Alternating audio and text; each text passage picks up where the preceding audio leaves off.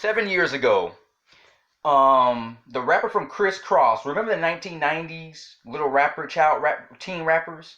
Kross. You got the light skinned kid and you got the dark skinned kid, and they're both rapping about. They start rapping. They were the first really most popular African American teen rappers because they were only 13 years old. And they were making the big money. They started rapping when at the mall when they were like I think in the fourth or fifth grade when they were 10, 11 years old. This is how they gained their popularity. A lot of kids are considered cute, so they would go to the mall and they would start rapping in front of people. This is how they gained their popularity. They also started doing something different than other people. Most they start wearing their hats back. They start wearing their clothes backwards. That's something that something that most people don't do. Nobody wears their clothes backwards. They were the eccentric rappers, and that was very new. Nobody had ever seen eccentric black teen rappers before.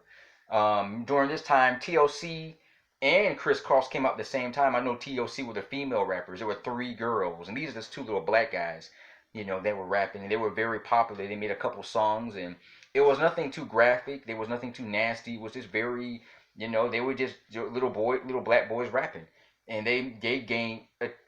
White kids would buy their music. Black kids everybody would buy their music. Millions of people were buying their music. One of their most popular songs they made was "Jump Jump," and it's pretty good when you're 13 years old and you can rap like that. You're in the seventh grade. These kids were in the seventh grade. How many seventh grade kids can rap like those two guys?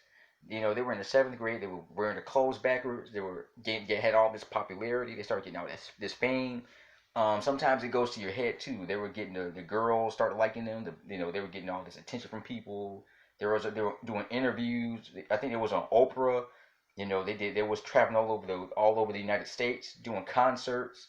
Um, they were living a life. But sometimes when you're living a life at your early age, it can actually mess with your mind too, because they were too young. They did homeschool. I think they went to public school and they started doing homeschool when they became famous, and it gets to their head.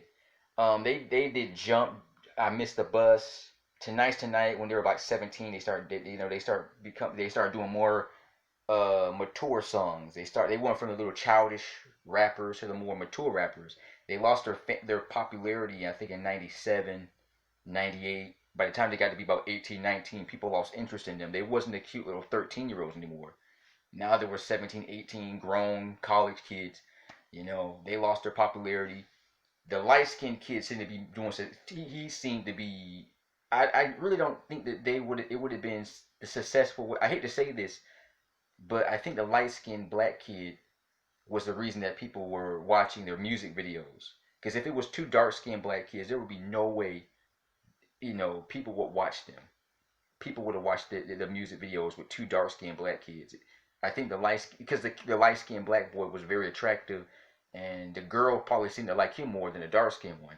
I think there's a lot of jealousy that was going on. I think the dark skinned kid, the dark skinned one was jealous of the light skinned one, because light skinned people are considered more, they're treated better in society than darker skinned, uh, darker skinned black people. I don't think the light skinned kid is mixed. He looks mixed. He could be. I don't know if he's just a light skinned black man or he's mixed. I have to dig in. I haven't dug into his background. That's something I have to look up.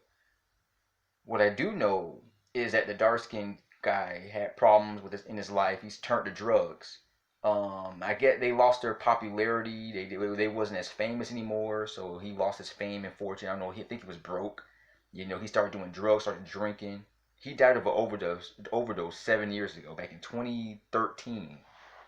He's been dead for 7 years. Um, and I think the Kross was gonna do a reunion, which never happened. They were gonna start doing concerts again all over the world and get back together.